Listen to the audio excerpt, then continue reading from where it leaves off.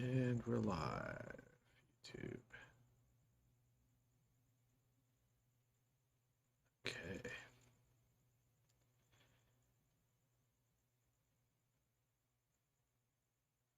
And then open the channel on Discord.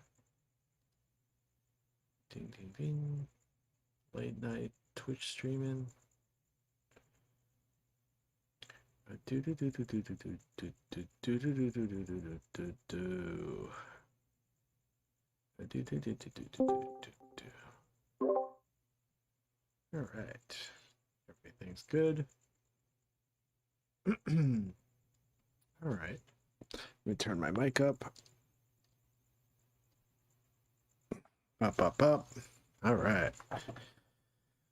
Okay, everyone. Put me the yellow here.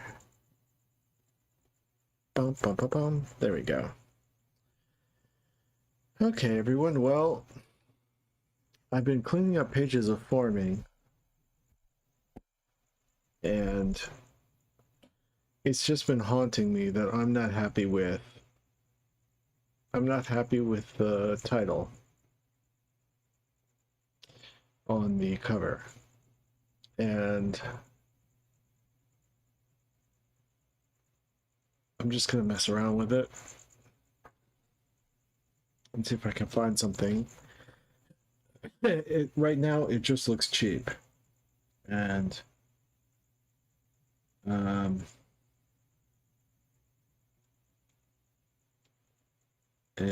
not happy with it. So where are the letters here? Lightning and sit here. Okay. So title, I'm going to call this titles 1. And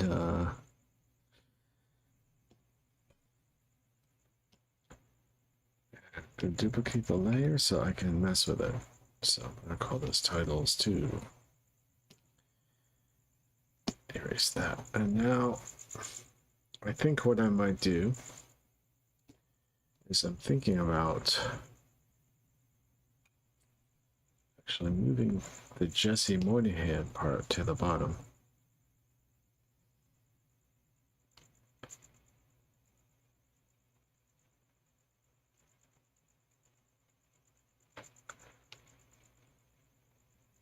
Oops, looks like I cut off a piece of forming here.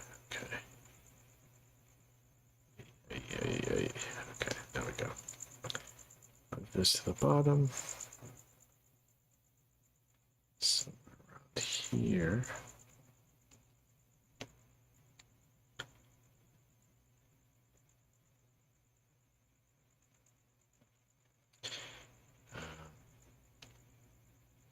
Maybe a little bit higher. Somewhere here.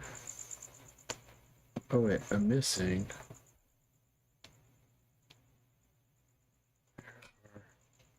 It should be.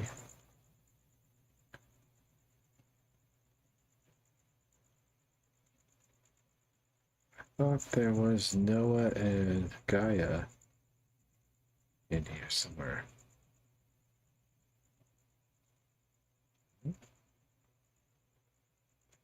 They're not in here?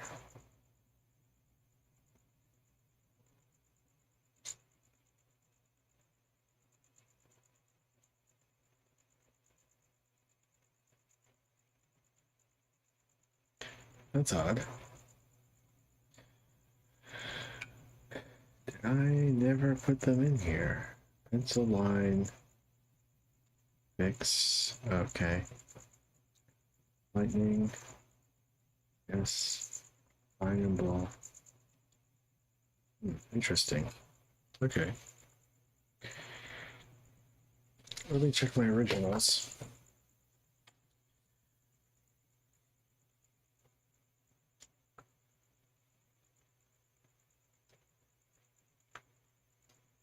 Let's see here.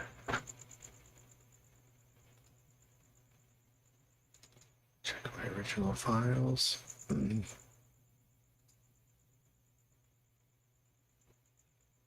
Cover assets.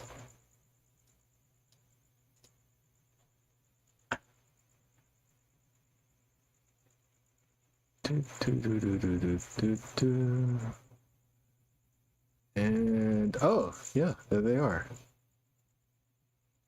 I never put them in here. Interesting. Forming cover characters. Are they in here?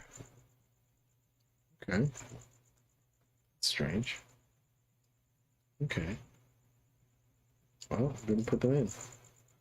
What an oversight. Let's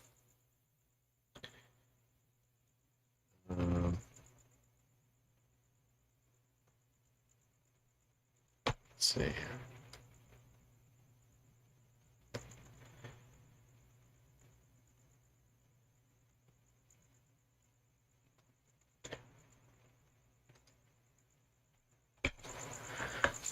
I got Mithras, Gaia, and Nobody.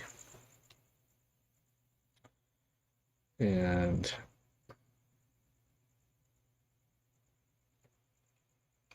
what we're going to do is do some basic magic wand tool. And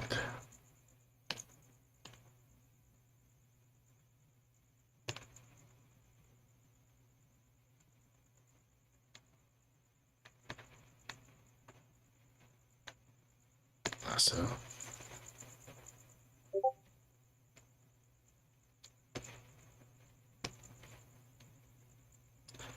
Hey, Mega.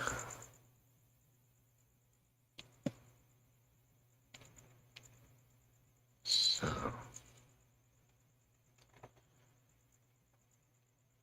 blink.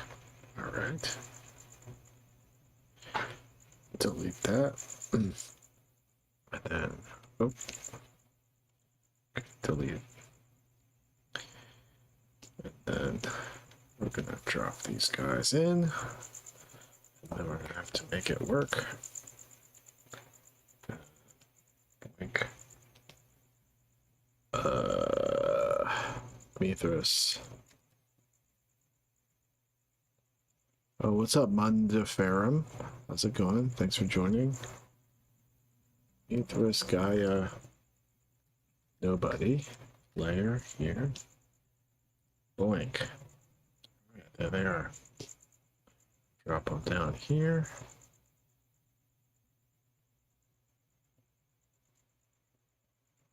Somewhere like this.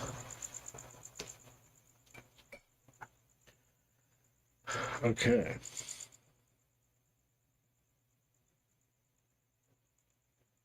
Then I just gotta... Hey Bruce, how's it going? I'm just trying to, I'm not happy with the cover of my book, and I'm trying to fix it a bit.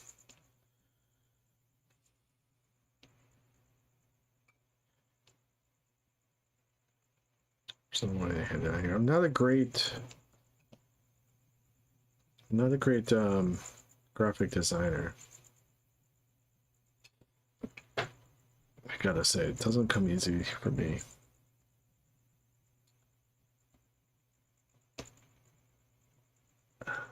Okay, so we're gonna merge these a little bit here.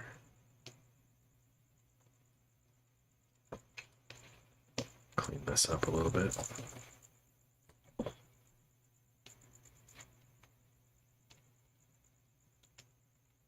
Oh, what the heck?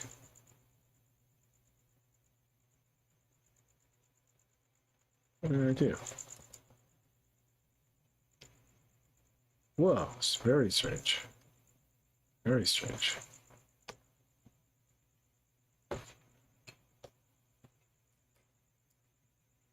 Okay, cut that out.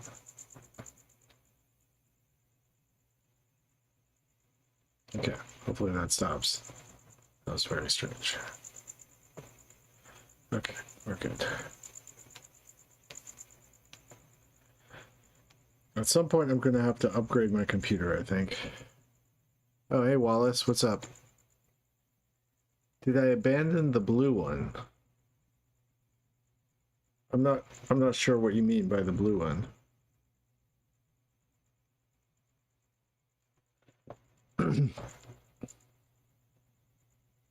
Was it some early iteration I had?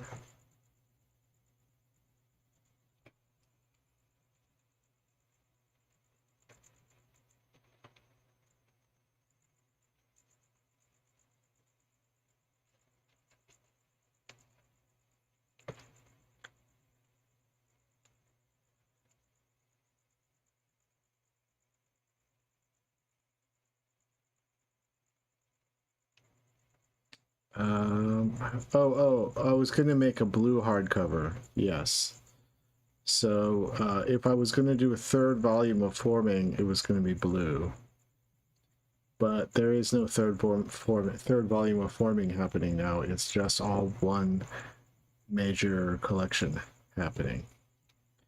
I know to some people's chagrin, but my publisher explained to me how it didn't make any financial sense to do that, and so I had to relent. You know, the last volume I came out with was something like 10 years ago, and I can't expect people to, off the rip, if I want to get new readers of this book, to go back on eBay to find old volumes to catch up on. So, just doesn't make sense. Yeah. If I had, if I had released if I had finished Volume 3 5 years before I finished it, it'd be a different story, I think. But, it is what it is.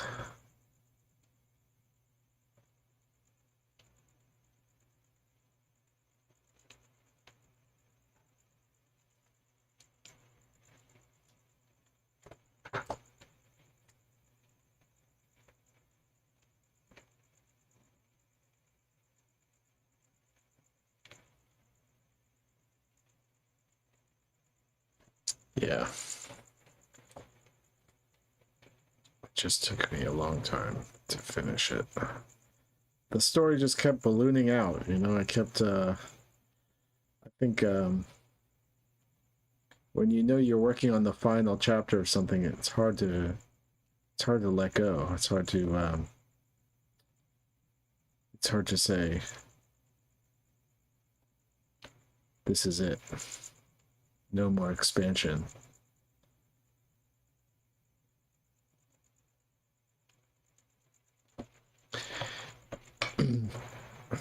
Yeah, you can't rush it. You can't rush it. I mean, you can, but there's something to be said for being on schedule. But when it comes to Forming, I think I had to go through some things in life to finish the book. I had to experience some things in my life to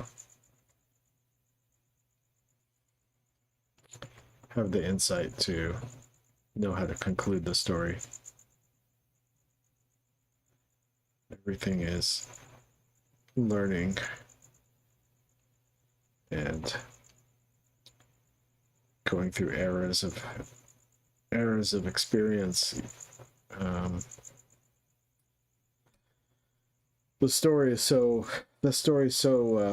tied in with my own like evolution of my art and evolution of my thinking, and even de-evolution of my thinking. Sometimes, you know, you go through phases where mentally you feel like you're declining or plateauing, or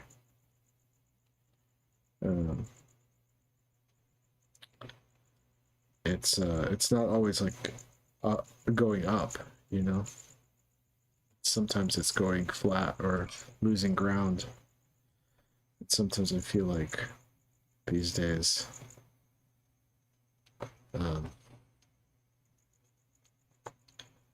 sometimes I feel like I've lost some ground. But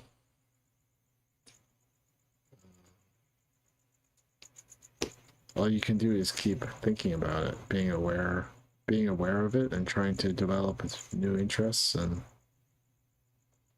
collect new experiences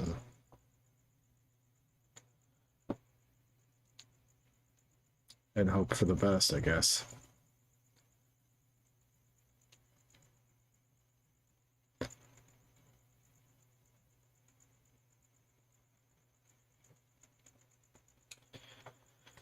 Or at least maybe not hope for the best, but or you can hope for the best, but hope for new insights and new revelations.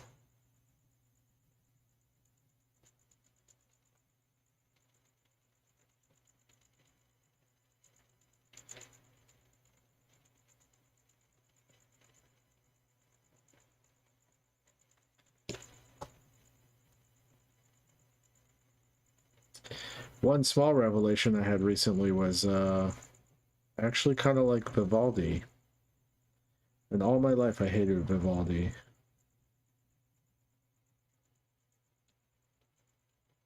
I was my parents put me in student orchestra, and all we did was play Four Seasons over and over again. And I really hated that shit. I thought it was really just generic, predictable sounding classical music. And then one day I was just listening to it and drawing. I was like, started paying attention. Oh, nice. I tried, years ago. I tried to go see the Ring Cycle. It was playing in the New York Opera or whatever, and I wanted to go see at least one night of it. And the tickets were something like $500. I could not afford to go.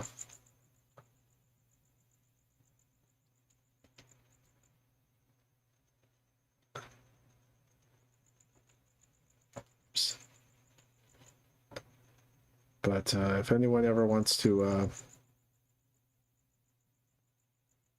I ran into Steve Little. If you know who Steve Little is, I ran into Steve Little on the street the other day.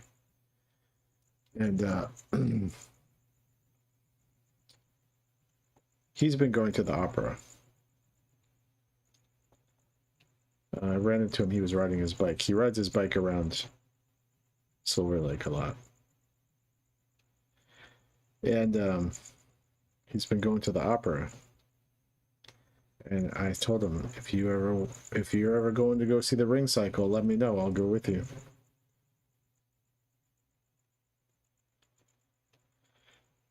But it has to line up with it's got to line up with my income.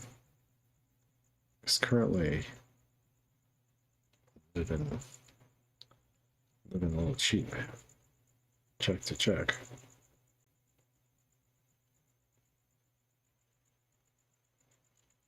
But I should be getting my tax return soon, which is cool. I'm getting a little bit of money from the tax man. I saw the Nutcracker.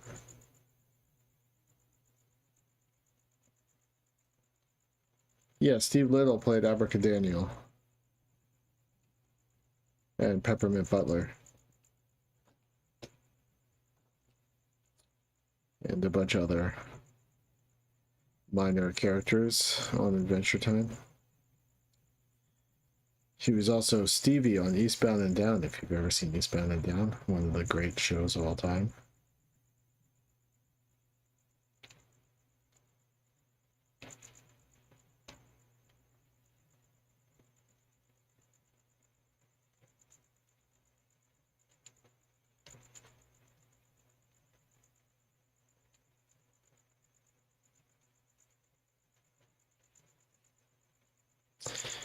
Well, if you ever hang out on the street in Silver Lake, you'll probably see him ride by on his bike.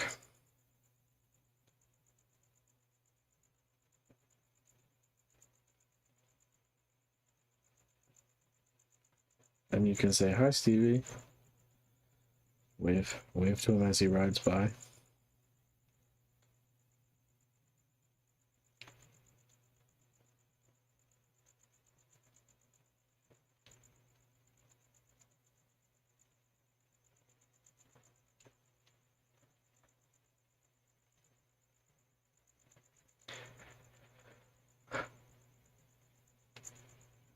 I was just having today I was having actually some meetings about forming some animation houses, about adapting it for animation. I'm really gonna try to push for it, try to make it happen. Got some loose offers on the table.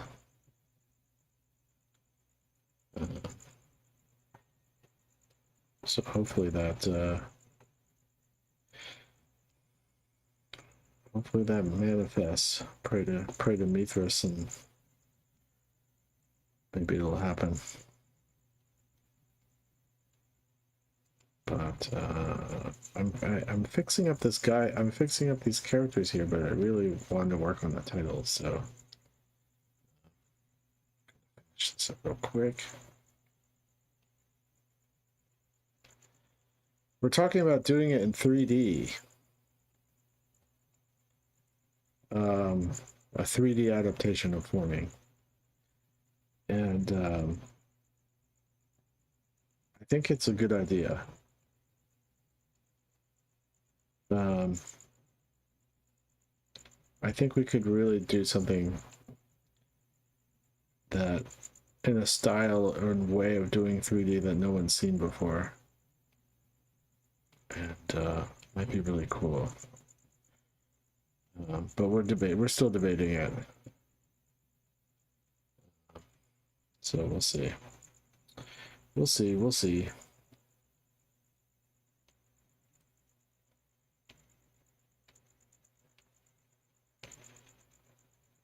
All right. They were talking about it, but I talked them out of it. I talked them out of using AI stuff. Lots of these end up like, oh, someone's calling. Oh, someone's not calling. Yeah, we had a long talk about it, and I understand their position, like, as a small studio, like not actually animating with AI, but using AI to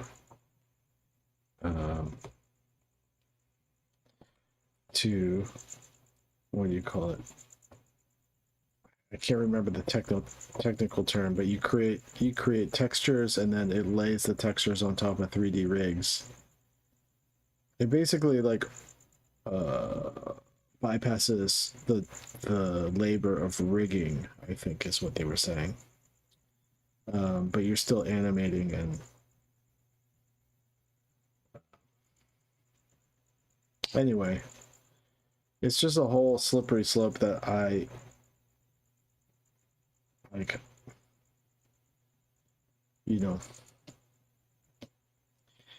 and he was comparing it to, I don't know if you guys are familiar with Houdini or whatever, that like does like generates like water animation and stuff, and once you start to really analyze all this stuff, it starts to get murky, like where it is. Where do time-saving tools become something that's like destructive to art? And I think there are some arguments to be made, but I personally don't feel like being on the vanguard of figuring that out. I'd rather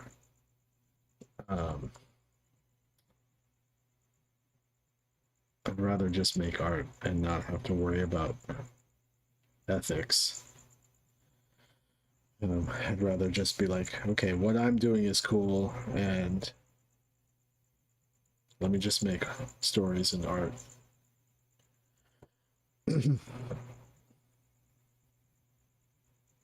Okay, so that's good for now.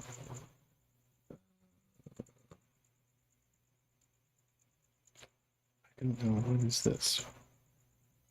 What is that mark on the ground here? Ah, there it is. Caller. Hello? Hello? Yes. Who am I speaking Dude, to? this is bonkers. Holy moly. Bonkers? I'm a huge fan of your work. This Oh, is bonkers, dude. I'm a huge, massive fan of your work. I really like the episode of the Duncan Trussell Family Podcast with you and Pendleton Ward on it. oh, cool, nice. Yeah, it's been a long time since I've Um, listened to that. But yeah, dude, it's fire.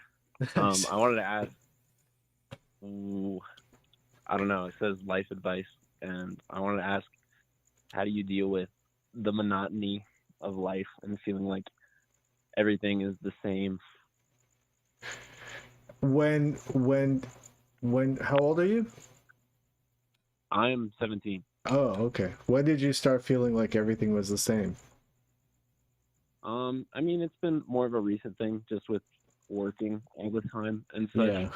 But I don't know. I feel kind of drained and like there's not much spice or variety going on. 17. Are you still in high school? Yes, sir. Are you having senioritis? Mm, some would say. I think. I Are you a think it's senior or more are like you senior or junior? I'm going into my senior year. I remember when I was a senior in high school, I really was getting bored of being in high school, and I felt like I needed to be having new experiences, you know. Mm, Um, and then I went straight to art school. I went to college in Brooklyn after that. I went to Pratt in Brooklyn, which is art school. And mm, Brooklyn was so, I don't know where you live, but Brooklyn was so overwhelming for me. It was so dense, and there was so much going on, so many cool people and so many bummed out people, angry people, violent people, fun people, you know. It was just mm. everything all at once. And Yeah. I found that to be shocking. So I came out of high school, my high school doldrums, being like, oh man, I'm so tired of this shit. I'm so tired of school. I used to have nightmares that I was going to get held back and have to do another year of senior, you know, another Yeah. senior year or something. So, um, how do you make, does everything feel the same? Because, okay, so this is a question I have, because I don't talk to many people your age. So for me, I'm older, I'm in my 40s. And for me, I've experienced a lot of things. So many things, not so many things, but a lot of things that I've forgotten a lot of things that I've experienced at this point, you know? Like Mm, my brain, my hard drive just ejected a bunch of memories because I can't hold them all at this point. So a lot of my life feels like a smear of memories. yeah. And then because of that smear, it all sorts of evens out, becomes one long experience. Mm, And it's hard to capture really exciting new things to excite me. You know, yeah. I think I'm double your age, more than double your age, but I think I still have the same thing. How do I deal with the boredom and feeling like everything's the same? And I think also, you know, because of the internet and because of social media, we experience things through other people all around the world all the time. So you're seeing, you can turn on your phone and see some guy doing the most crazy skateboard trick you've ever seen in your life. You can just witness that, you know? And Yeah. so it all sorts to create this evening out. The graph of excitement just goes kind of flat. That's been my experience, right? I don't know how if that, Yeah. does that feel true No, true for absolutely. you? That feels very true. Yes. So how can you feel like um, the novelty of life without doing like life threatening dangerous stuff? You know, how do you keep it within the bounds of safety, but relative safety, and then still have exciting experiences that you like making memories basically, right? Or something. Yeah. Hmm. You know, I'm such a boring person. I just draw and I think about things, and I go for walks, and you know, I go to the gym, and I um Mm. all day is drawing unless someone invites me out, you know. Yeah. But sometimes the boredom is where I get my best ideas. That's a I good don't point. know. Do you do creative things? Are you an Yes. artist? I love to draw and I make a little music for fun. Okay. I think part of being a creative person, I think the trade-off between being a creative person and being someone like who just like parties on boats, you know, is that the person partying on boats, like a Dan Blazarian, if you know who that is, like I can't say it. influencer people with lots of money who gamble and party on boats with models and stuff, and then you know whatever do some crazy shit like shooting machine guns into the air and stuff. Yeah, and like killing sharks with machine guns Yeah, yeah, on the boats that they're riding yeah. with These models. people, these people are not creative people. They're just Mm. they're experienced people, and I think the creative people we get it's a sacrifice of being daydreamy, lots of time staring at the ceiling thinking of things, and lots of time in the flow state of creating, like when you're writing music or or playing music or making a drawing, you're in this flow state that's like zen like, not very active, a little bit you could say boring.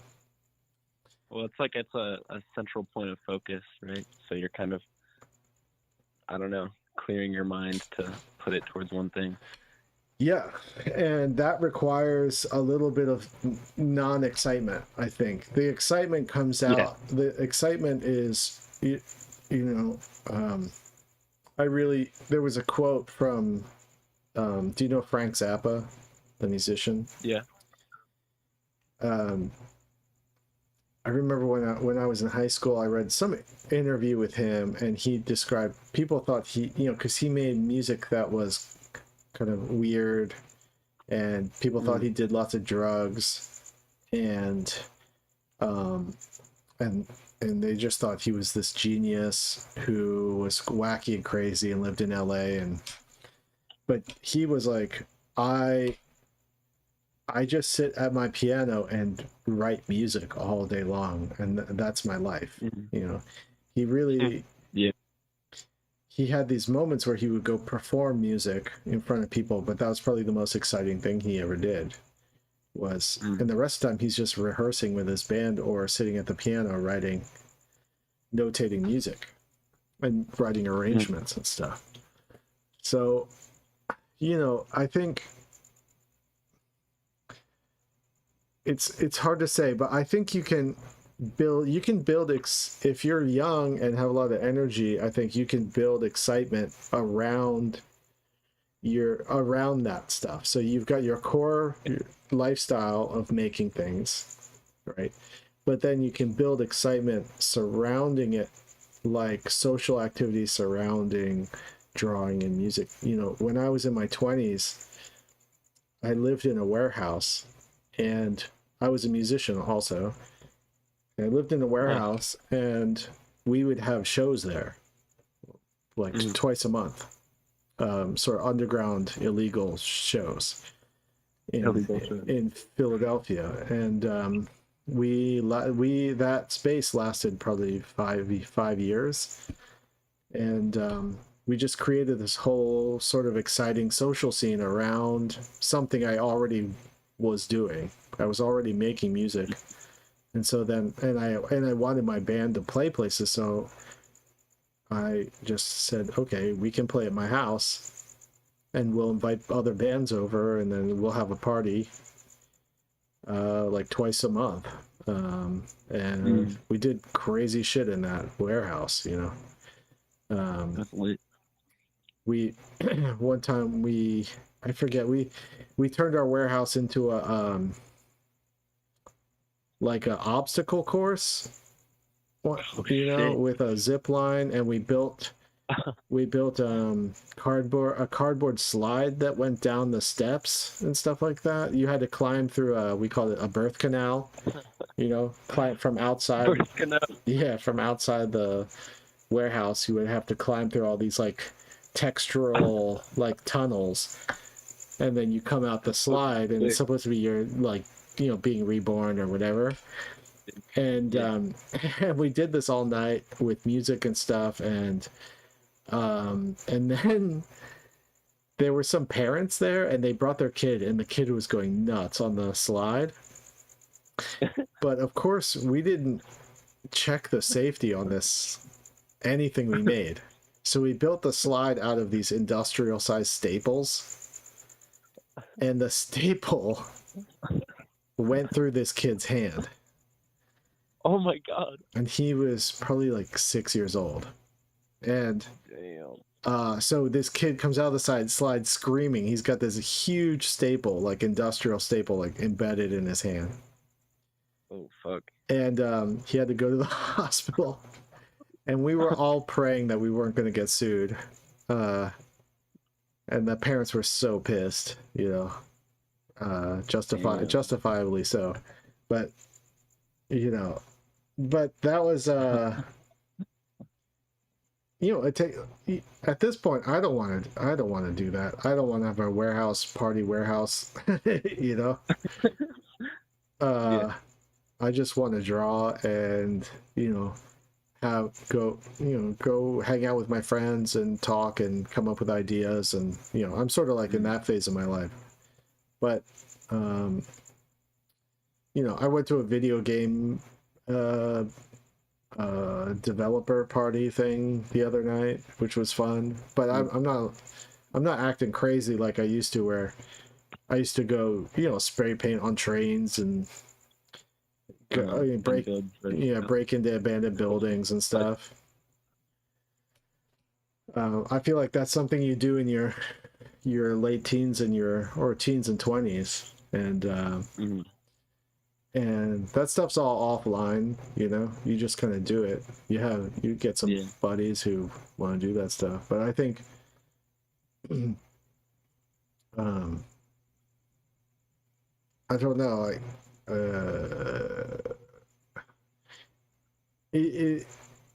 I think it's hard now because people want to document everything all the time, and share it online and stuff. And I just try, you know, I've never been good at taking pictures of myself or documenting my personal life. I've never been that great at that. I don't have many pictures of myself. Because usually if I'm having an experience, I'm trying not to take pictures. Usually I'm trying to stay. Yeah, you want to just be there experiencing it. Yeah. So I try to be intentional about that stuff. I do, obviously I archive a lot of my art process online. But my personal life, I don't Like Yeah, if I'm going out sneaking around buildings or something, I'm not going to be, or even if I'm going to a concert or something, I don't usually take pictures or anything. that's probably a good move. Yeah. So I'm trying to Could I ask stay. a Yeah. follow-up question Yeah. if it doesn't take up too much of your time? Yeah. I feel like recently with the kind of boredom with life and monotony, holy Yeah. fuck, of things recently, I feel like I'm having a hard time feeling the motivation to start drawing or start making music. Yeah. And I want to ask, how would you deal with that? Where do you think you know what the source of the monotony is? I think mostly it's just work and the fact that I work most all of my week Yeah. and I don't really have, that much free time. And when I do have free time, I'm kind of either tired from dreading work or tired from being at work. And so I Yeah. don't really have the energy to spend it on something. But I Yeah. don't know. I feel very excited and rewarded by doing creative things. And but I haven't had to like push to do it. Yeah. Um, do you, what are you doing for work? Right now I'm a line cook just at a restaurant, Oh, okay. near my house. So it's pretty intense, I imagine. A little bit, it can be. I've Yeah. never been a line cook, but I was a dishwasher for a while at a Yeah, Italian I started restaurant. as a dishwasher. Okay, yeah, they hated me, so I never got promoted. um, yeah, I was so socially awkward that they just eventually stopped giving me hours back then. Damn, dude, holy fuck. Yeah, I was pretty bad. I was pretty bad when I was a teenager. I couldn't relate to uh, anyone that couldn't talk to me about music or art. You know, I didn't have the I was I didn't that have for the a long social while. Yeah, skills. So they all thought I was just this quiet weirdo, and they didn't like being around me. Um, that really sucks. I feel like that's the job of a dishwasher is to be a quiet weirdo, though. yeah, and I would just have my headphones on and just be busting out dishes, but that wasn't good enough for them, I guess. Yeah. Dude, what the fuck? And I remember I used to work, my friend Sharif got me that job. So it was me and Sharif working dishwashing. And they loved Sharif. Because Sharif he was social and could joke around and stuff. And Mm. I was always trying to figure out Sharif's playbook. You know, how do you, how do I ingratiate myself to the cooks? Whoa, wait. Sorry, that was a crazy word. Could you highlight that for me? Oh, ingratiate? Ingratiate. Yeah. Can you define that, I perchance? think it means to like win the favor. That's a good one. I'm gonna have to start using that. Yeah. Um, Ingratiate.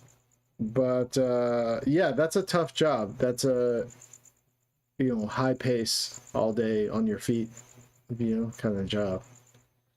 Mm. Um, and then you're in school at the same time too. Yeah, I'm on summer break right now. Oh, But summer break, right? You know, let me think. So I worked as a dishwasher over the summer when I was 17, and I think back then I was just kind of goofing off. I really wasn't doing much. Uh, mm. I didn't, okay, so I was just trying to have fun Mm. when I was 17. And during like summer break, I was just hanging out with friends, hanging out in hot tubs and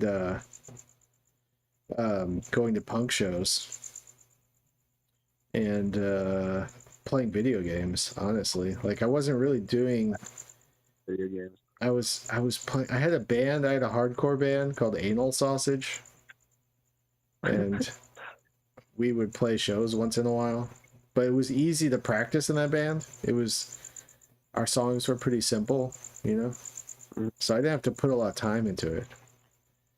And then just go to shows and go crazy. That is fucking tight. Yeah, and then but then after high school, I went to art school. I dropped out after a year. And then I just moved to Philly and then played in punk bands for the next like couple years. I didn't really become ambitious until I turned around 24, 25, I think. I started thinking about being more ambitious around 23, I think. Considering it. Yeah, considering it. Because I remember I dated this girl, and I remember I'm pretty sure I was around 23, and I remember telling her that art was becoming my number one priority in life. And so I think that's around the time, 23, I started thinking, okay, I'm really going to try to be an artist. But before that, I was just sort of daydreaming through life and, drawing in my sketchbook and mostly hanging out, going to lots of punk shows. I think we put a lot of pressure on ourselves to, out the gate, be these highly productive people. I don't think, unless you want to be, I think there's this, okay, so some people become really famous and successful when they're young, in their early 20s or something, and they hit it big, like as a musician or artist or something. And those people are really rare people, and sometimes it's not even good for them in the long run to get famous or get successful at such an early age, because then they just have they might be one-hit wonders who then become too famous to have real relatable experiences as they get older. Yeah. So sometimes it's better to sort of work your way slowly, like the tortoise and the hare story. You just slowly work your way towards becoming more accomplished as you get older, and hopefully it just, some people, and also there's this thing, it's like maybe some people just never get acknowledged for what they do, and maybe you get acknowledged after you're dead, like Van Gogh style. Van Gogh style. Yeah. And I don't wish that on anybody. Like, it would be nice to someone to recognize what you're doing at some point in your life and say, oh, good job, you were good at what you did, but I think in the US there's this hustle culture that especially now, where it's like, oh, out the gate you just have to be great at everything and already be instantly perfected everything, and you're working hard all the time and blah blah blah. Yeah. And I just don't think I think when you're 17, in my opinion, you've got so much energy, more energy than you'll ever have. I think it's good to just have fun. Personally, I think. Okay. That's a good idea. I hadn't considered that. That's actually really good advice. My dad was kind of grind set people, so he's kind of pushed this mentality of wanting to strive for all my goals as hard as I can all of the time. And so I feel kind of let down when I'm not doing that, or I feel kind of underaccomplished or useless when I'm not doing that. So that was really good here, actually. So my mom also was they call them tiger moms, Tiger mom. My mom's Japanese, and she just had this really hardcore work ethic, and she would instill that in me, and I kind of rebelled against it when I was younger. So I would always be sleeping in, not doing my homework, all that kind of stuff. And because it was just too much pressure. I just wanted to daydream, have fun with my friends, play video games, and draw, And but as I got older, and as I got once when I got all that stuff kind of out of my system a little bit, that programming from my mom sort of kicked in my 20s. And then now I'm at this point in my life, I'm like a workaholic, you know. All I know, if I have free time, I don't know what to do. I just am like, well, I might as well just keep working on this project. You know, I don't know what else to do with my life except make stuff and just continue on projects. So I think if you've got that instilled from your dad, I think you can keep that in your back pocket for the time when you're ready to embrace that sort of grindy mentality. But I don't, you know, so I don't think there's anything wrong with working hard, being organized, and striving for your goals. I don't think there's anything wrong with that. I love working hard and striving for my goals. But also, I think that there's something to be said about, you know, you've got this one time on Earth, and you do have to have experiences, and I think that's also important. Sometimes you can't force experiences to happen. You have to be around experiences for them to come your way a little bit. Like you can't, you know, whatever. You can go on vacation, you can be like, I'm going to Greece, but you know, maybe your trip to Greece will be boring, and maybe something really crazy happens in a supermarket parking lot. True.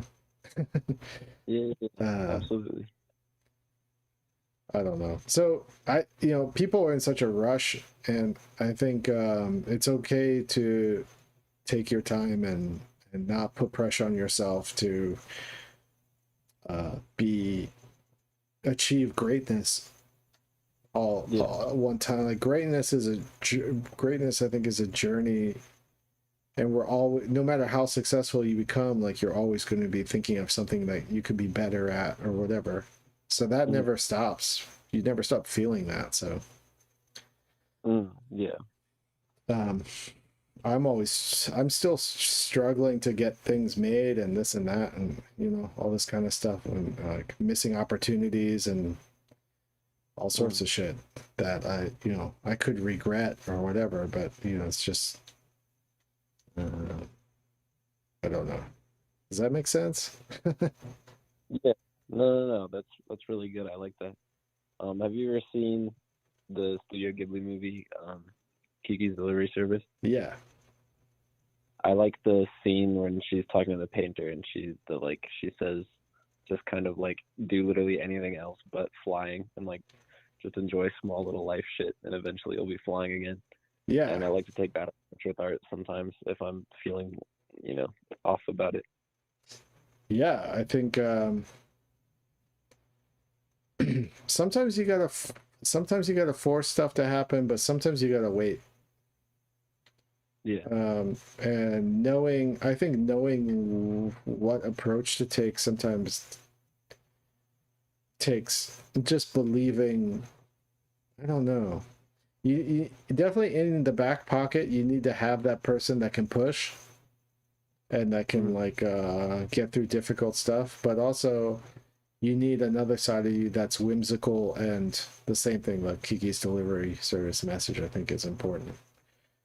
But at the same time, Miyazaki is one of the most hardcore workaholics, you know, of all time. Yeah, that's true. That is a great point. So, I don't know.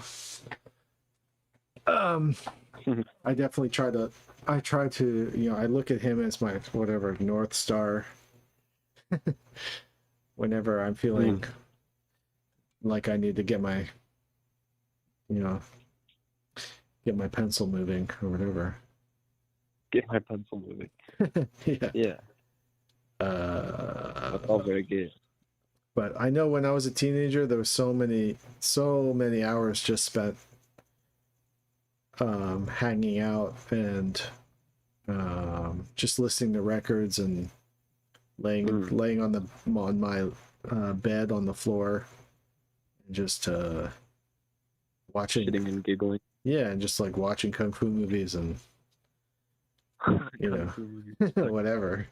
Just hanging out with like weirdos, you know. I, you know, I think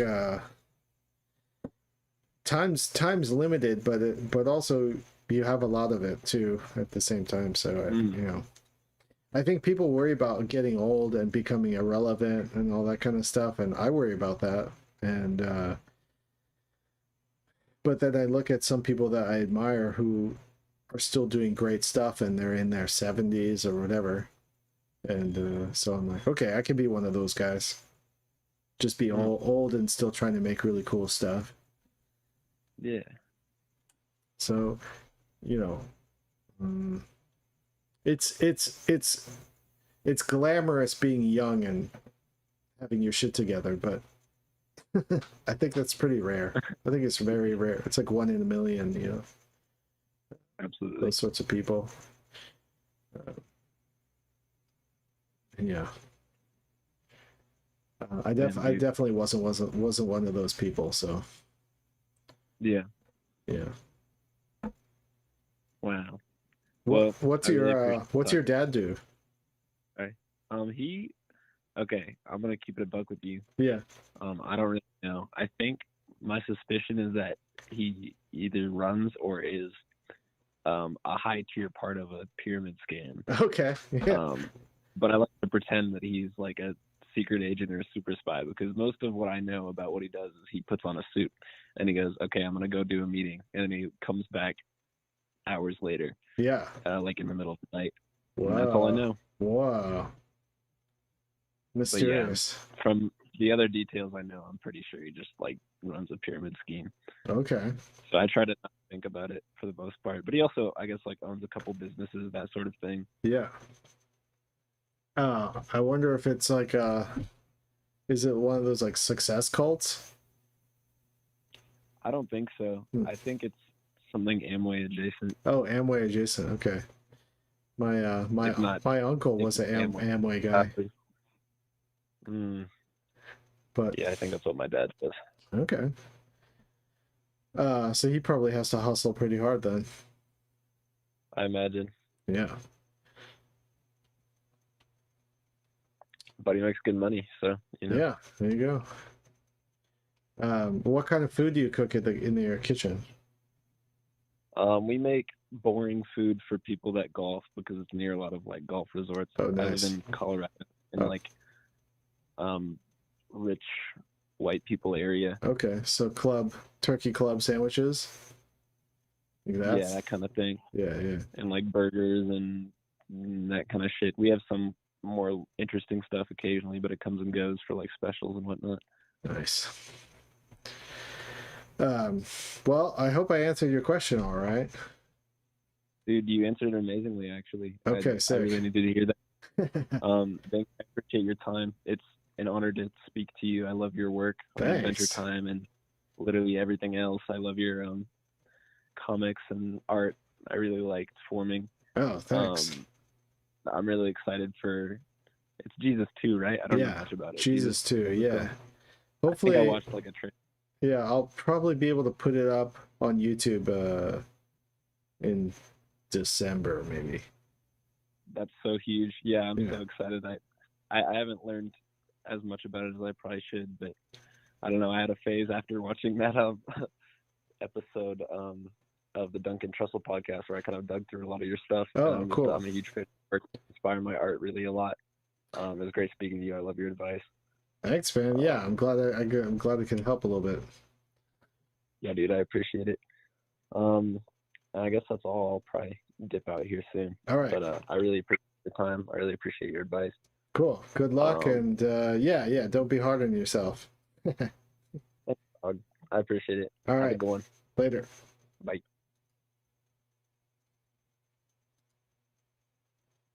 All right. We actually had an advice call, which is cool. I thought about breaking out the tarot cards, but sometimes, you can just talk through it, and it's almost like doing a tarot reading anyway. Okay, so What I don't like about this cover, um, oh, 24-hour sun.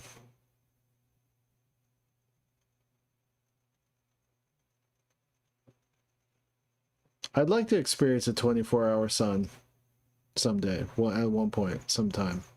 I think, I'm so afraid of going, not afraid, but I really don't like going to sleep. So if the sun's just out all day long, I have an excuse to never fall asleep. I'm sure, like, but biologically, my, whatever, my body will just shut down. But okay, let's see, edit.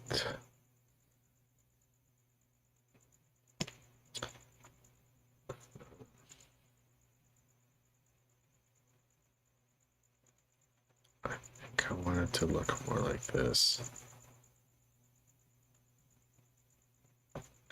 And then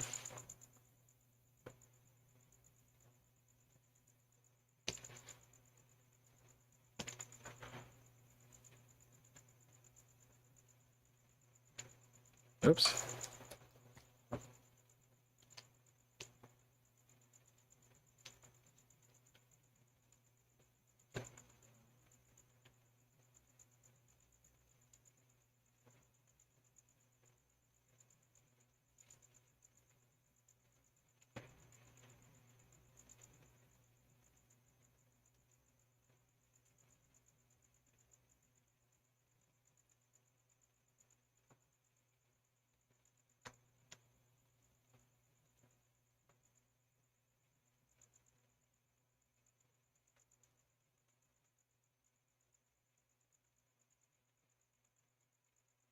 Hey Felix, thanks. Yeah, I'm trying to figure out how I want to approach. The reason why these letters are in black is that I want it to be in the printing process. So it's just a black fill now, but in the printing process, it'll be like a gold foil or something. But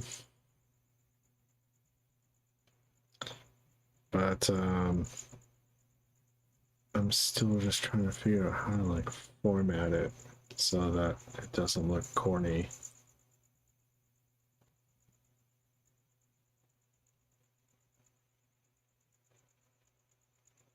But I think that's already looking better. More, it's bolder,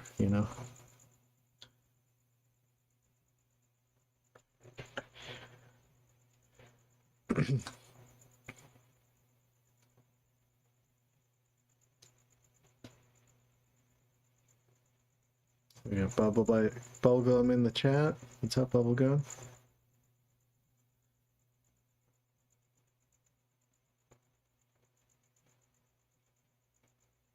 I think, Mega, you're talking about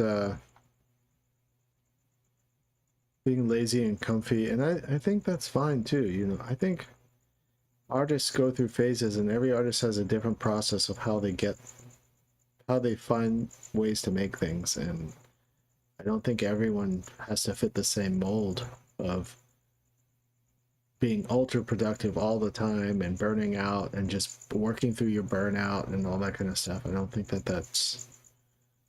I have artist friends who work in phases, they need time off to think and ponder new ideas, and I think if you feel guilty and trapped or something, and then that's a different situation, because now you've gotten into like almost a habit of feeling bad about yourself. I don't think you should. If you're feeling bad about yourself, then there's something else that needs to be worked through, I think. My friend John said something really important to me once, was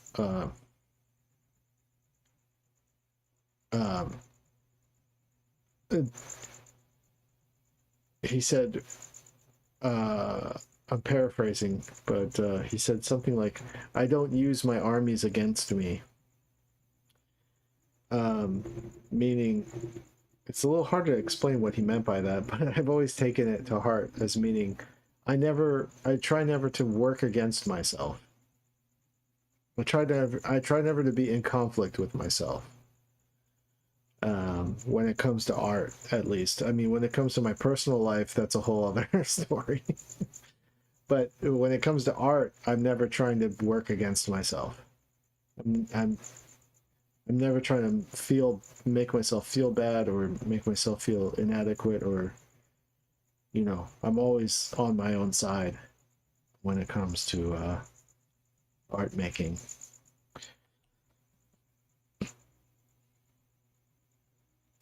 So, okay, I need to stretch this out a little bit.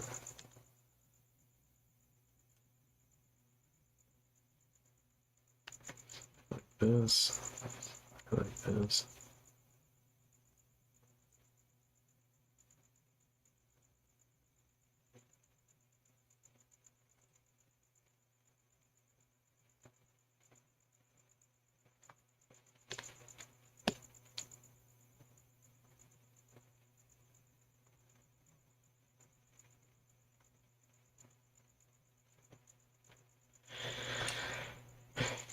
Maybe that horn's too close now.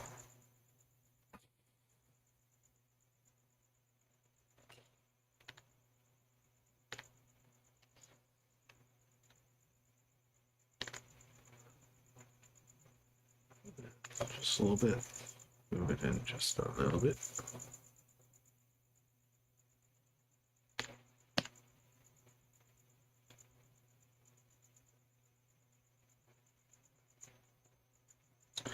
And then there's a bunch of filters on this because I've got these not filters, but I've got these lightning bolts that are like causing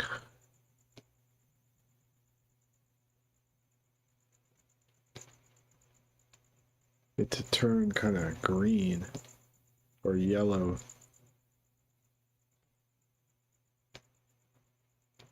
Green and pink. Um,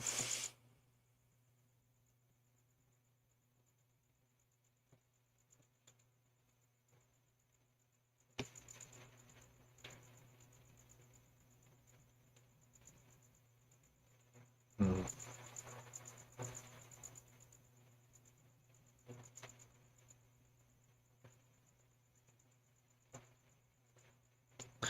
I can't decide how I feel about it.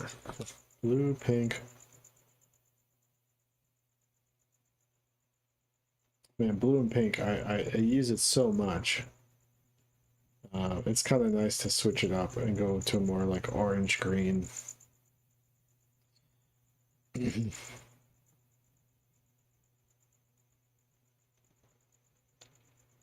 But maybe I can find. What is this?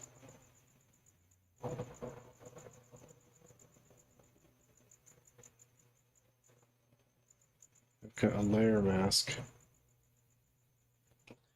What's that do?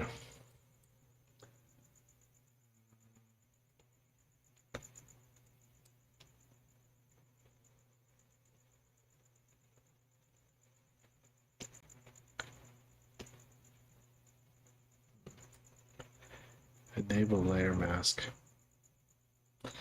Maybe I'll try to make the layer mask a little bit bigger. And that might bring out some of the pink and blue a little bit more. So we'll have a little bit, it'll be less like a single mono idea here. So bring out a little bit of the pink and blue.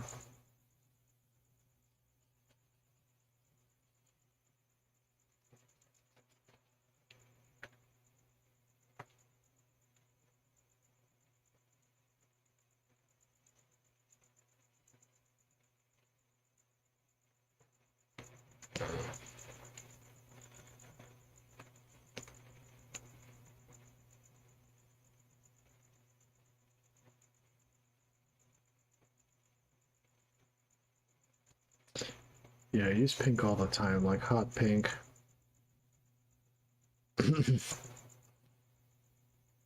Sort of a go-to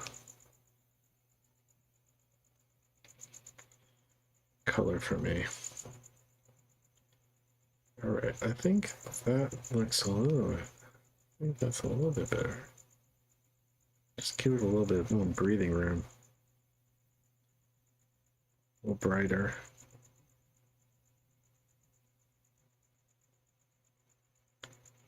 It's got like a little bit more of a vignette effect.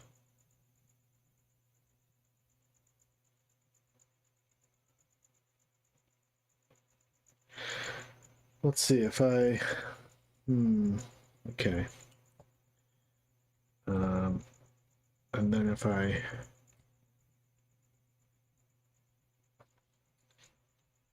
could try to pump up the saturation on that background layer a little bit, maybe.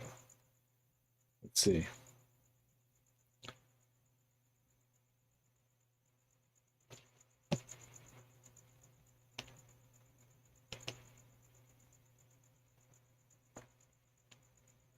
Oops. What am I doing here? Oh, I see. Boink. All right, saturate it.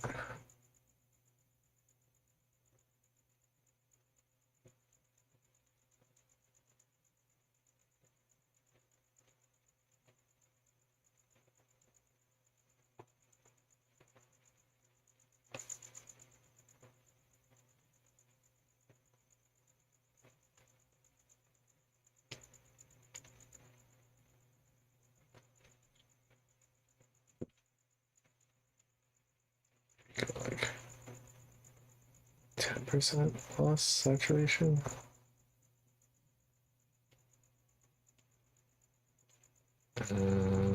Maybe 15%.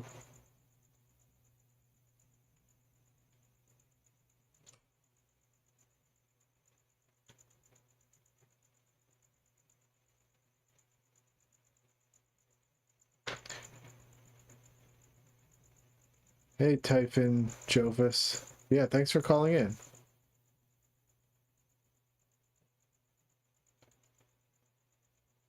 Get the temperature. Get the temperature on the streets for the high school kids. You know, what are they feeling? What are they think? What are they thinking? Actually today I drove to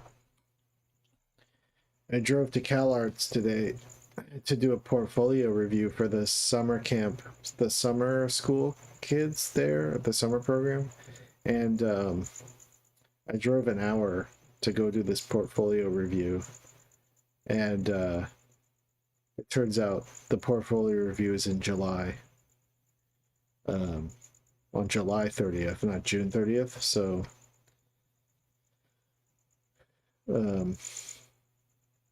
I just went and got a sandwich and drove home.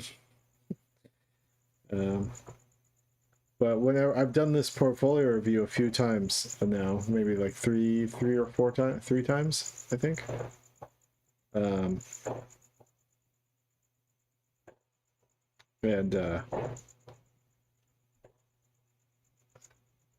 that's looking better, personally. And the kids are like, it's like a temperature check for me, like what art school kids are like now, and what they're into, what they're interested in, and it is a lot of anime, I will say.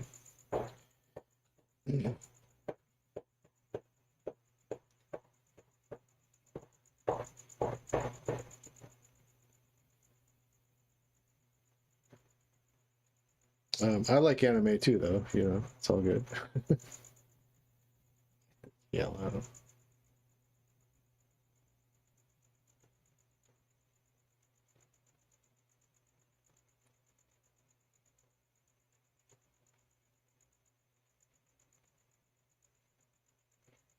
Yeah, the sandwich was okay. It was all right.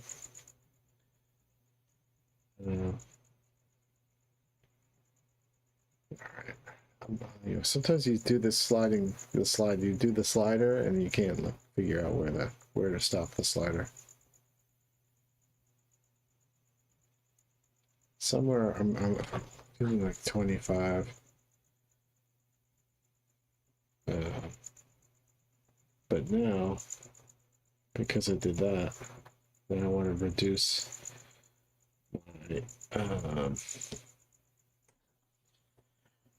my masking layer a little bit, I think. Make it a little bit more green. Yeah. A little bit, just give it a little bit more, put a little more stink on it, you know? There we go. Now it's got some like variety going on. More depth.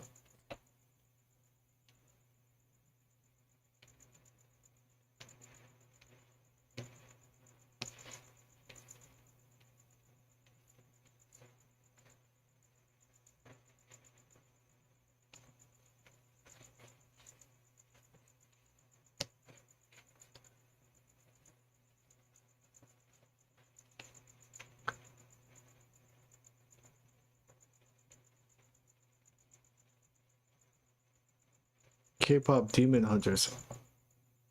Oh, by the way, bubblegum. We were talking about Sabrina Carpenter the other day, and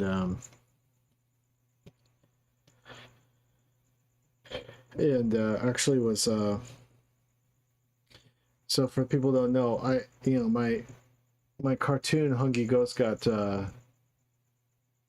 after 4 years got rejected by Cartoon Network after 4 years of development, and as a consolation prize, the executive told me, they wanted to develop something else with me, maybe like a more adult comic or something. I mean, adult cartoon. But they wanted to pair me up with a musician, and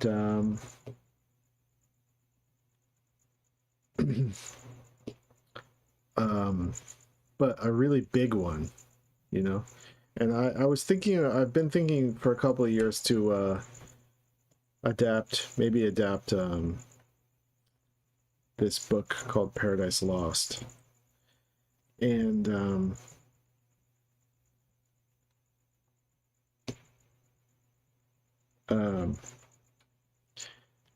so I talked to my manager. I was like, what if,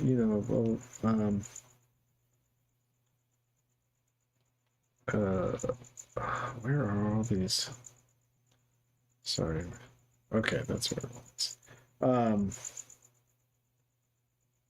I was saying to my manager, like, what if I worked with these indie bands that I like, like there's this band called Nowhere that I like, and my manager's like, I think they want you to work with like people like Sabrina Carpenter. So then I kind of gave up on that idea, and then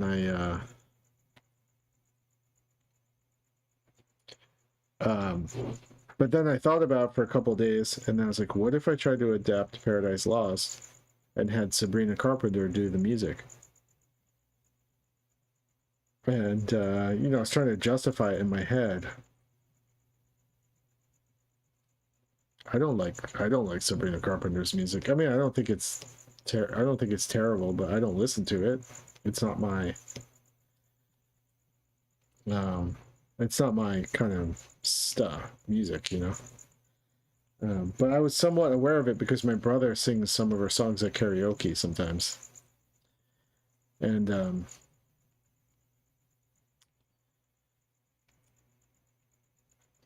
so then I was in the car with a friend of mine, and I brought it up to him. I was like, what do you think if I like tried to adapt Paradise Lost and then had Sabrina Carpenter do the music?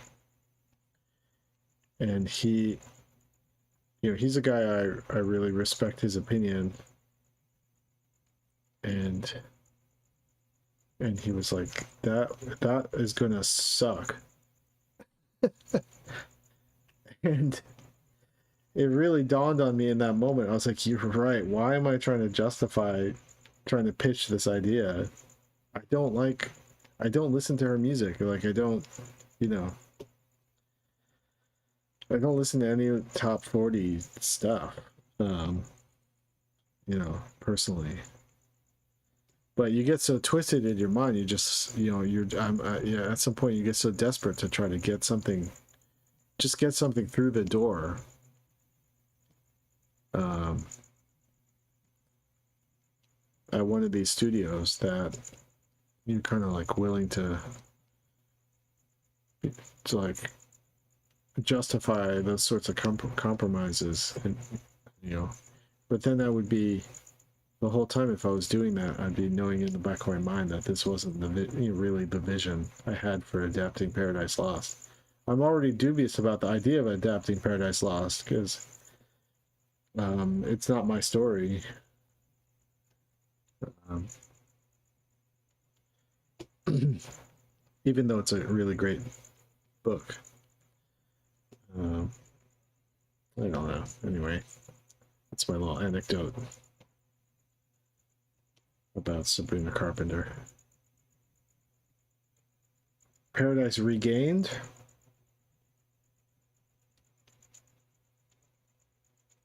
Do a sequel to Paradise Lost.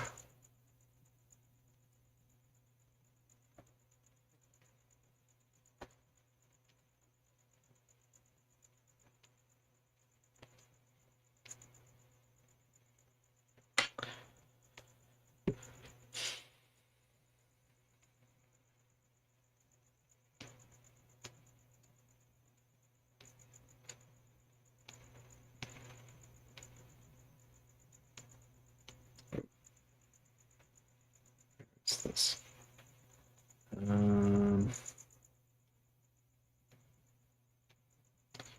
Should be. Oh, it's over top of that. Where is this? There's a little speck that's driving me crazy. Eh? Oh, there it is. Ganja. Gotcha. Gotcha.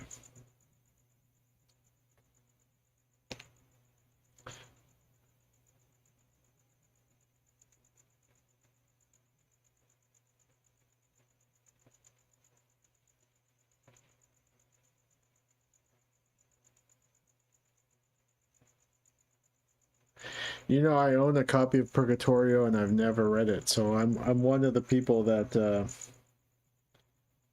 I mean Paradiso, sorry. I've never read Paradiso. Even though I have it.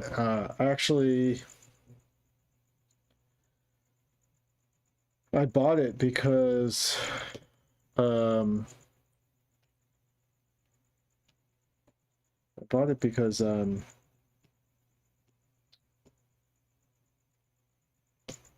Duncan and I were Duncan Trussell and I were talking about the second season of Midnight Gospel being based on Paradiso. Paradiso.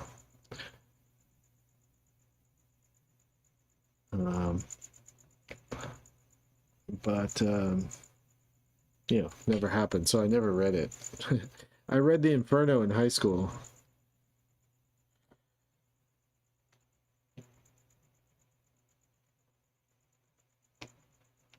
It's a good read. I think people like it because, you know, the devil hell is exciting. It's like metal, you know.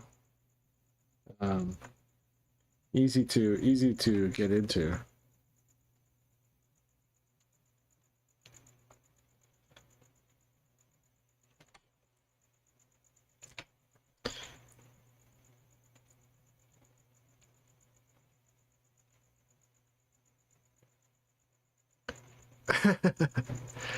Yeah, high school can definitely be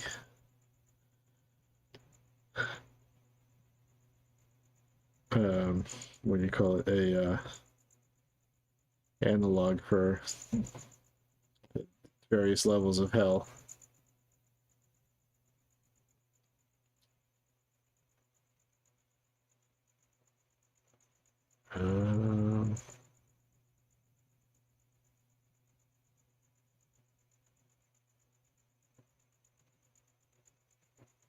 Yeah, my high school is all right. I mean, I went to my first year of high school was not. I had a terrible time in my parents switched me to a different school, and then I started having a good time.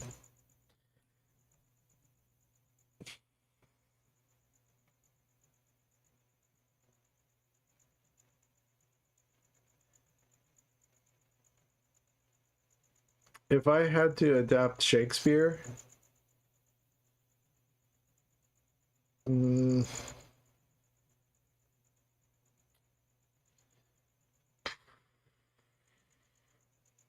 well, my favorite adaptation of any Shakespeare is the old Midsummer Night's Dream from the 40s.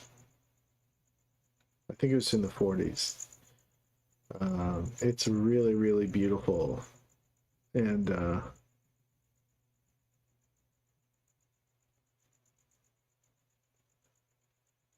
but I guess it's already been done in a really cool way. So I don't Shakespeare. Yeah, Romeo and Juliet is a great adaptation. Um, yeah, Max Reinhardt, Midsummer Night's Dream is amazing. I need to rewatch that sometime.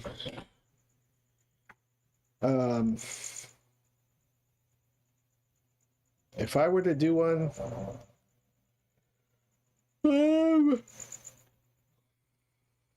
yeah, maybe that's the one I would do. I don't really know.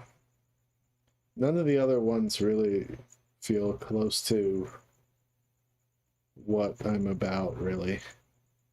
They're fun, they're cool, but they're just like I'd rather watch someone else's take on it than try to do my own take.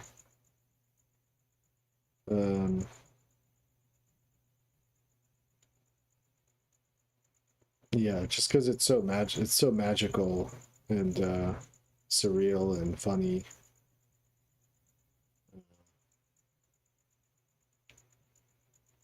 I think I would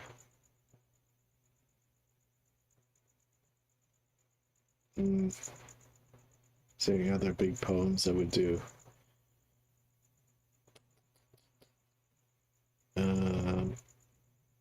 Yeah, just Paradise Lost. But then Paradise Lost is a little bit, in my own way, forming is sort of my Paradise Lost.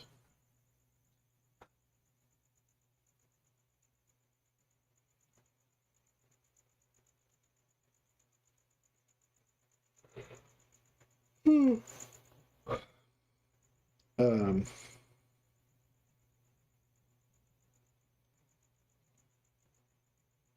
well, I think I've sort of figured out.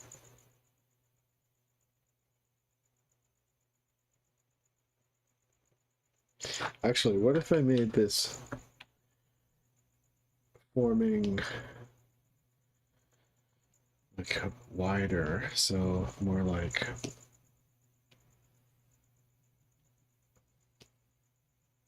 going all the way to the here and here, more like here, here.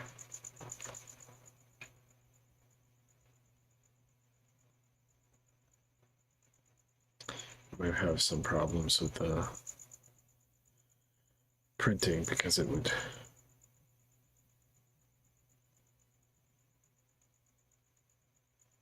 probably can't go that far because there'd be some like cloth overlap or whatever. So probably have to be around here ish.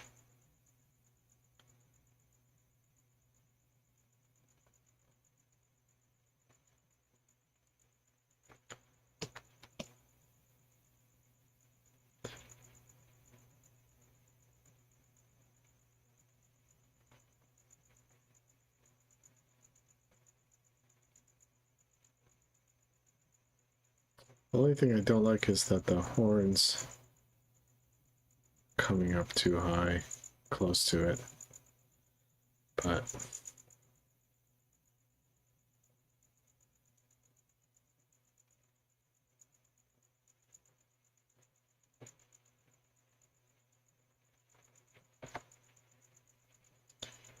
be.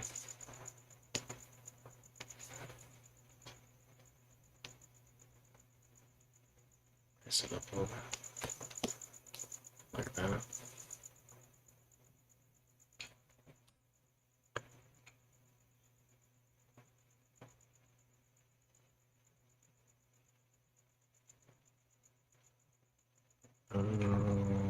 And then I probably lower my name down a little bit more. Beep beep beep beep beep beep beep beep beep beep beep. Somewhere around there.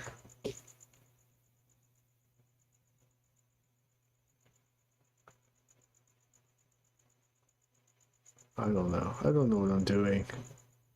I'm so bad at cover design. I'm just gonna save it. Save. And I'll mull it over some more for a while. I've got plenty of time.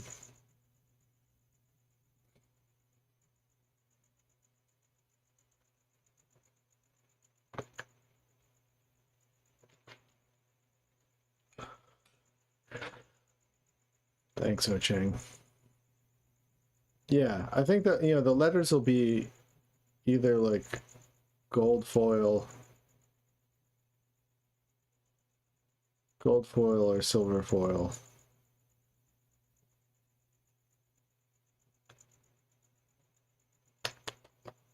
Or maybe even like some sort of plastic. Hot pink.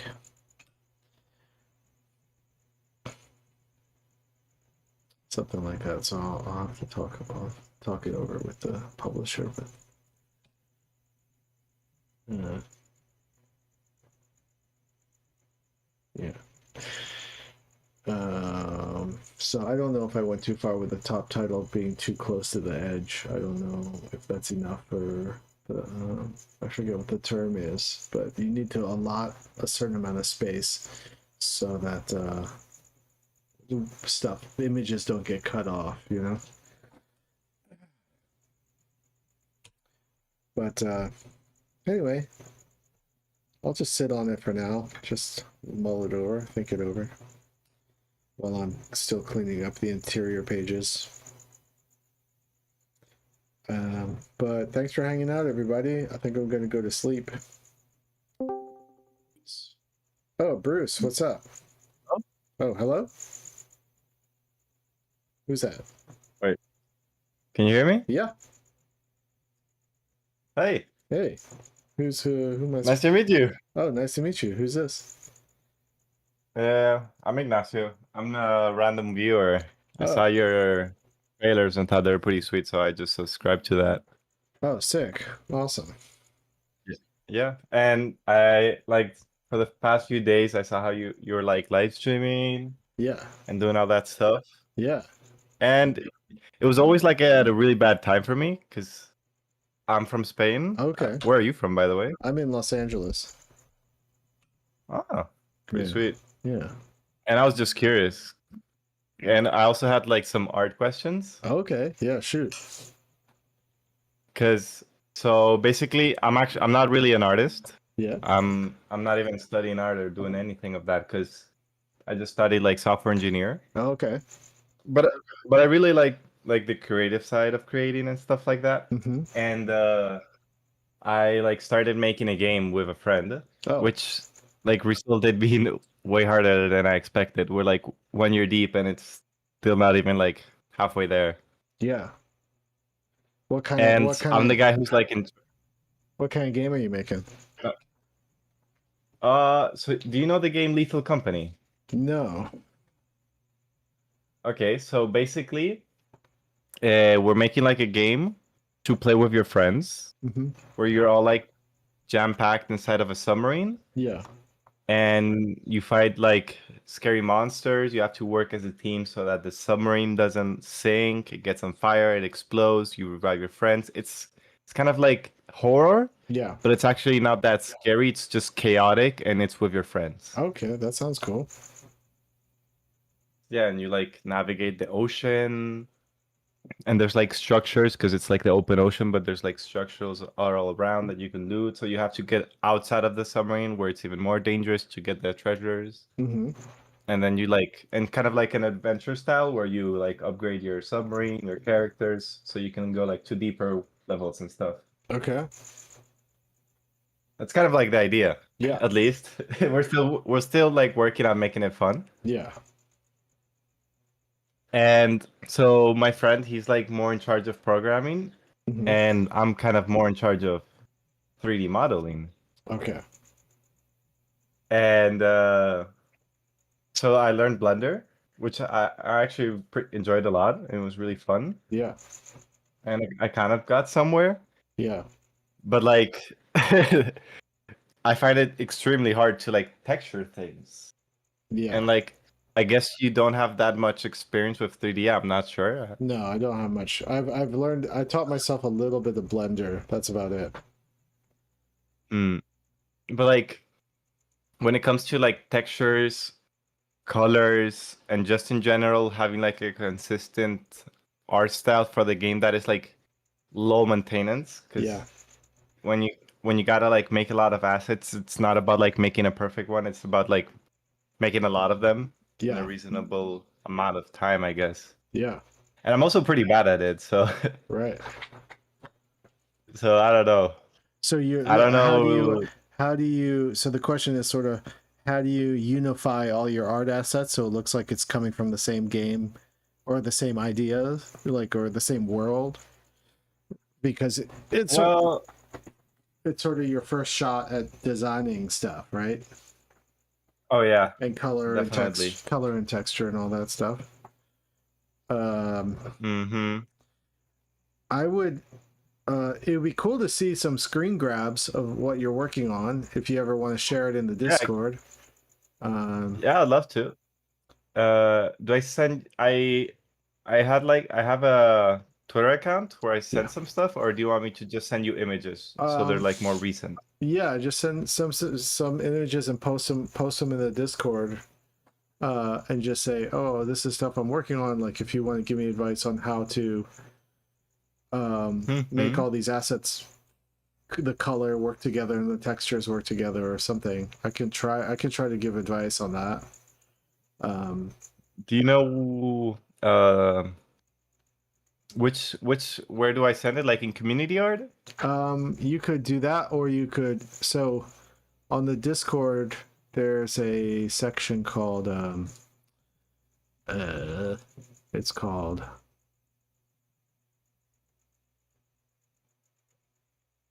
art feedback in the art school section. You could put it there, or you could just put it in the main chat, which is the Holy Temple.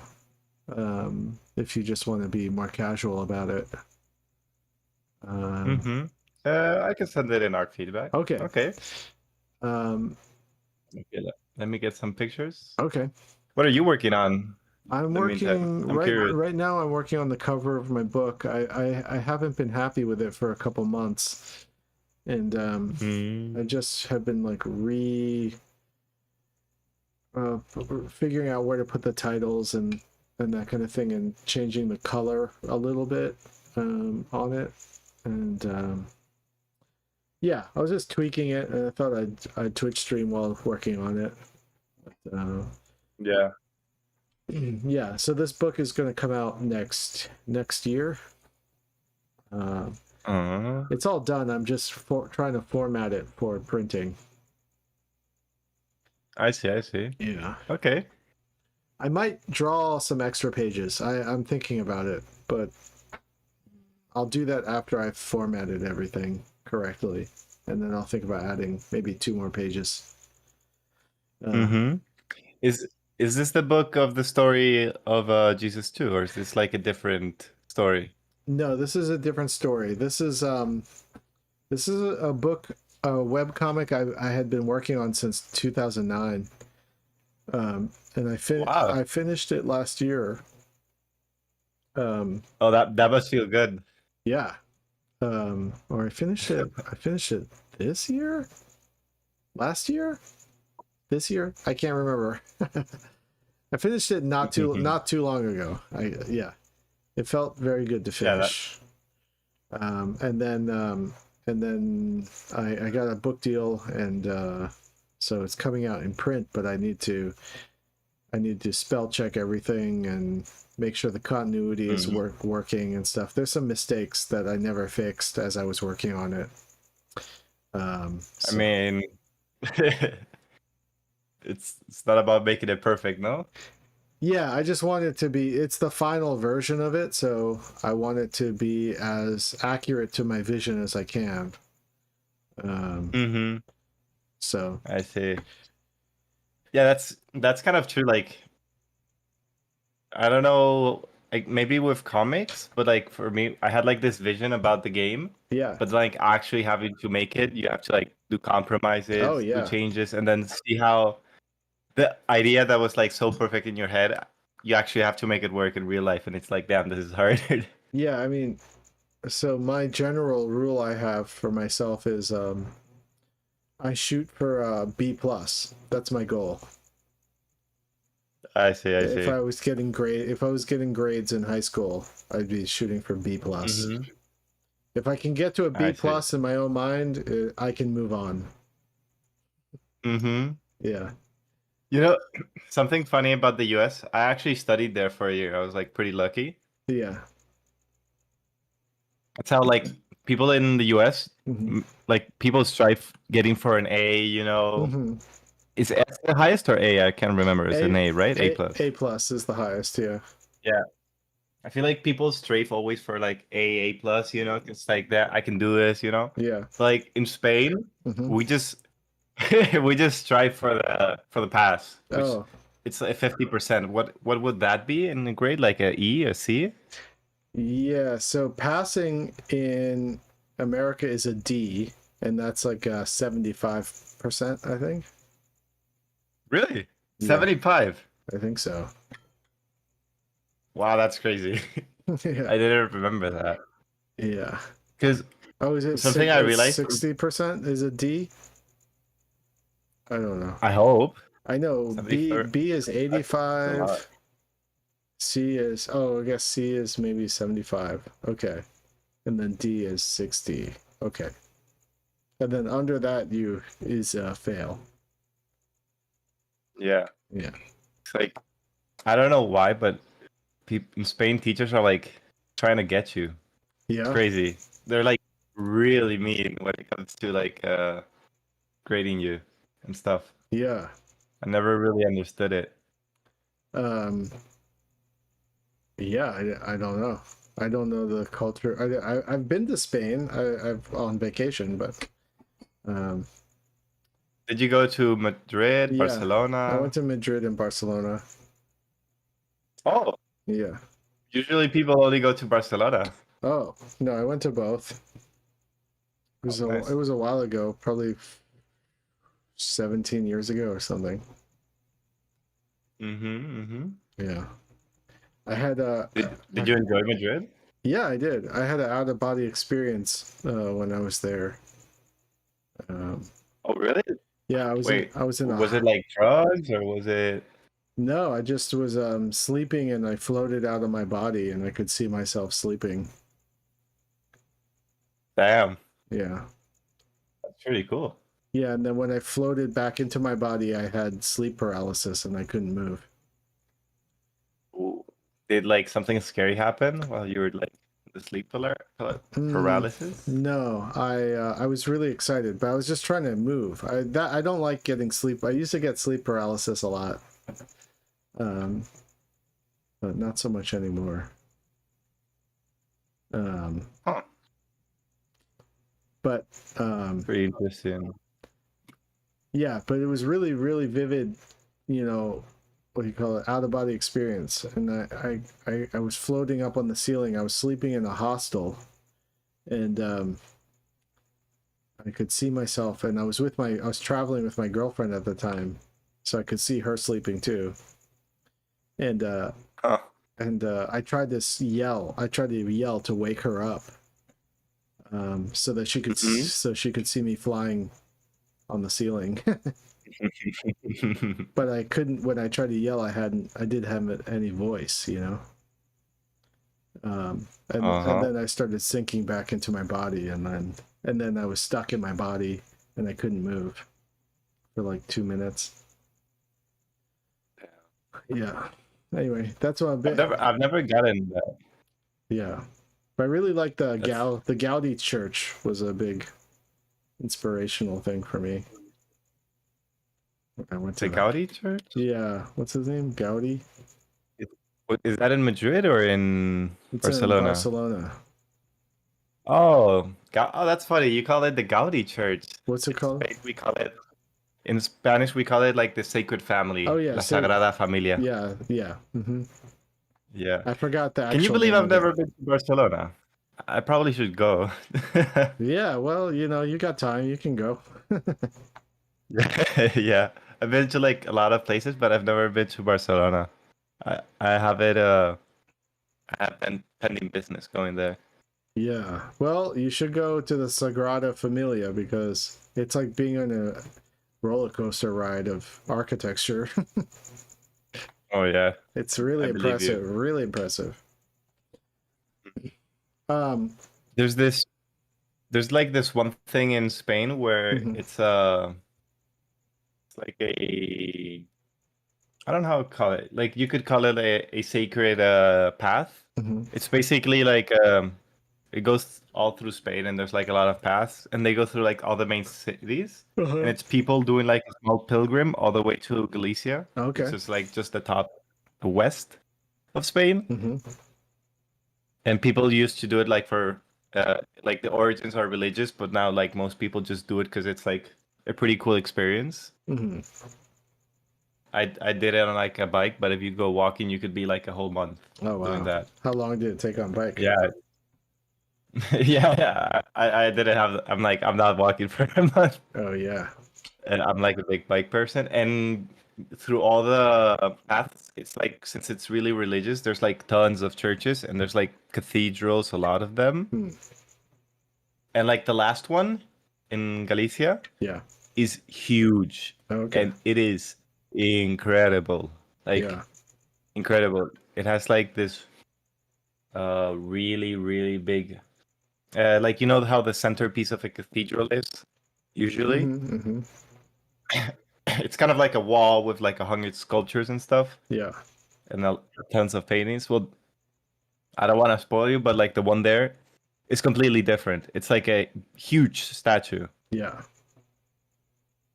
And it's pretty impressive. I don't know. I thought it was really cool, especially because like you take so long to get there. Yeah.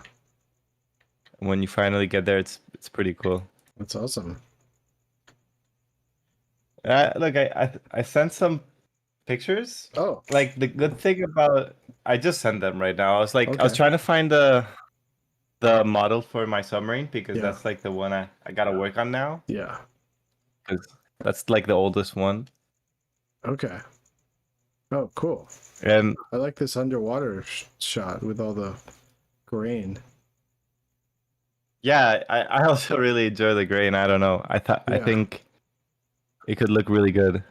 Yeah. Let's see if I can find I want to find you like the characters and the submarines.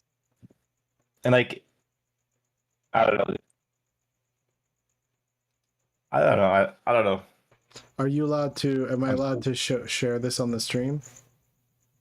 Oh yeah, you can share it to everybody. Like, honestly, the more eyes, the better, I guess. Because I just, right now we're like working inside a hole, you know, like hermits. Nobody sees what we're doing, you know. Let me see here. So like getting to see feedback, I think it can be like really nice. Like, I also like sent you a picture like of a player model inside the submarine. The submarine, like the.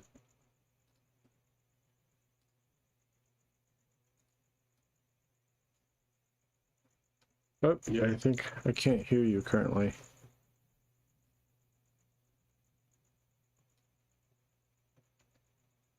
Let me. Let me look. Get rid of Friday here, so y'all can see. I don't know where Ignacio went, but let's see here.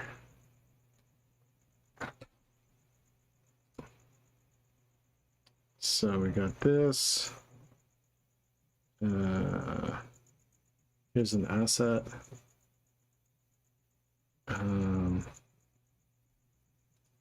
Cool.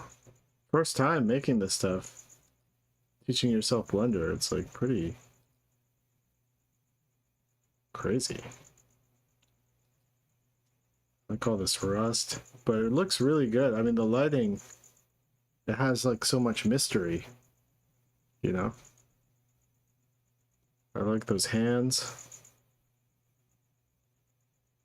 This is great lighting. Great. I love the, yeah, I personally like the green. Oh, this is cool.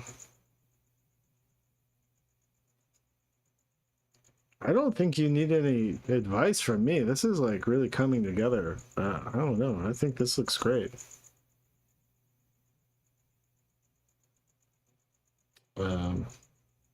Just I like his blue and green helmet here. Hey. Oh yeah, you're breaking up a little bit. Wait, I can't hear you. Now I can hear you. Okay. Dude, my lights went off for like a second. Oh, okay. I completely missed the advice. Oh, I was Sorry, just saying, I'm I really think this all feels like unified, and I think it looks great. You say you're not an artist, but this is very artistic, you know? And this underwater scene is super mysterious, like makes me want to, I already, just looking at the screen. Thank you so much. Yeah, just looking at the screenshot, I just want to explore it, you know?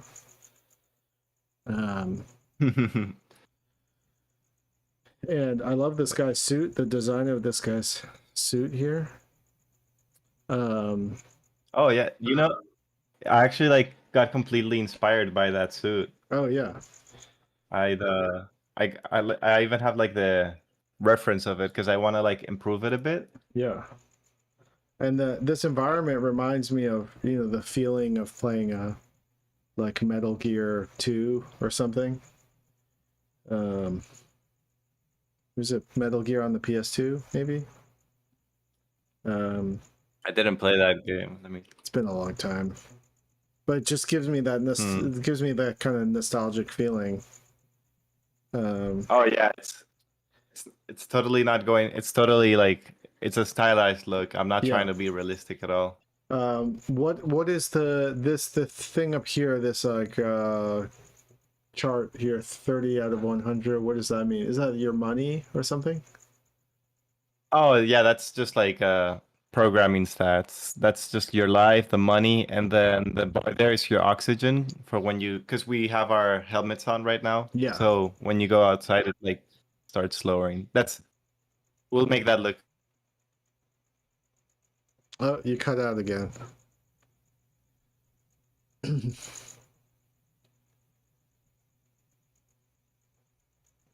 Well, oh, okay, here we go. Here's some more stuff. Oh, Tiffin. Oh, cool. Nice. Oh, I love this sketchbook stuff. Cool. It's all energy. I love these like intestines. This is great, man. There's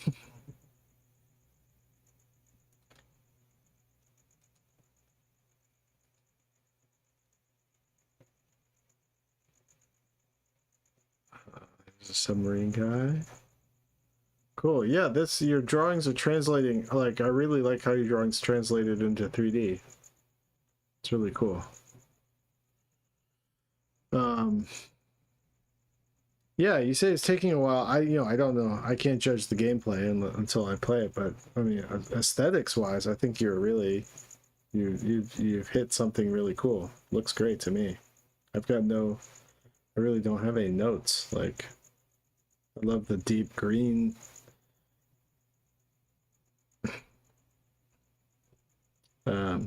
Yeah. Looking good. Keep at it. Well, thanks for calling in, Ignacio.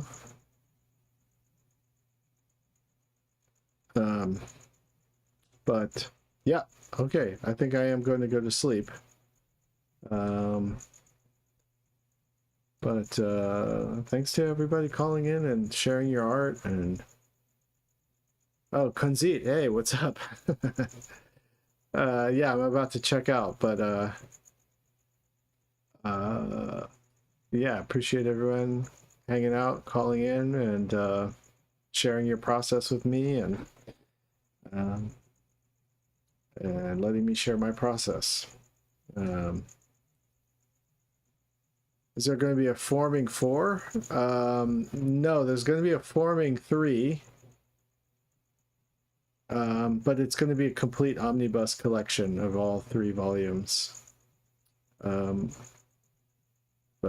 yeah, look forward to that sometime next year. I'm still working on it. I mean, I'm still working on formatting the book.